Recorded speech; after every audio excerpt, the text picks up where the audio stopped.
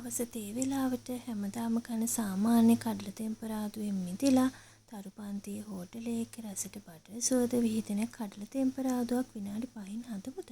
එන්න මාත් එක්ක. මම මේකට පාවිච්චි කරන්නේ බටර්. ඒ වගේම මේකට කඩල, කැරමලිස්ටේ හැටි දෙකක්, කරපිංචා හැටි දෙකක් තමයි පාවිච්චි කරන්නේ. ඔයාලට ලුණු වගේ එහෙම කපා ගන්න අවශ්‍යතාවයක් නැහැ. ඊට පස්සේ මම බටර් තේ ඇඳක් විතර දාලා මේක හොඳින් දිය වෙන්න හරිනවා.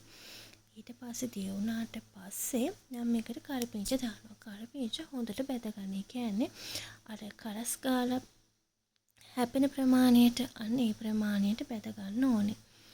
දැන් මේක හොඳින් බැදුනට පස්සේ මම මේකට කෑලි මිරිස් ටික එකතු කර ගන්නවා. කෑලි මිරිස් ටිකත් හොඳින් කලවම් කර ගන්න.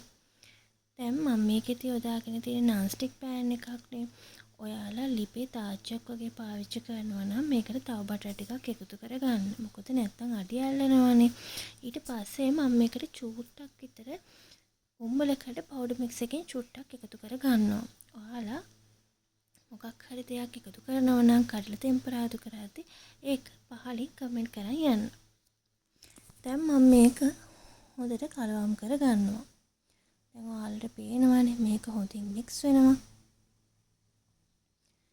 ඉතින් මේ හැම කෑලි මිරිස් කෑල්ලක්ම කරපිංචා ටිකක්ම හොඳට හැම කඩල ඇටයකම වගේ ගෑවෙන විදිහට හොඳට මේක කලවම් කරගන්න ඕනේ.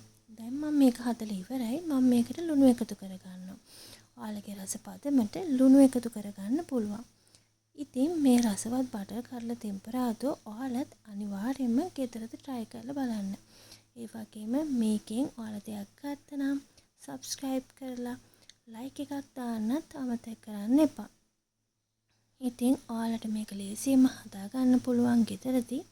මොකද මේකට ඔයාලට ලොකු කාලයක් යන්නේ නැහැ. ඉතින් මාත් එක්ක සම්බන්ධ වුණාට ඔයාලට ගොඩාක් ස්තුතියි.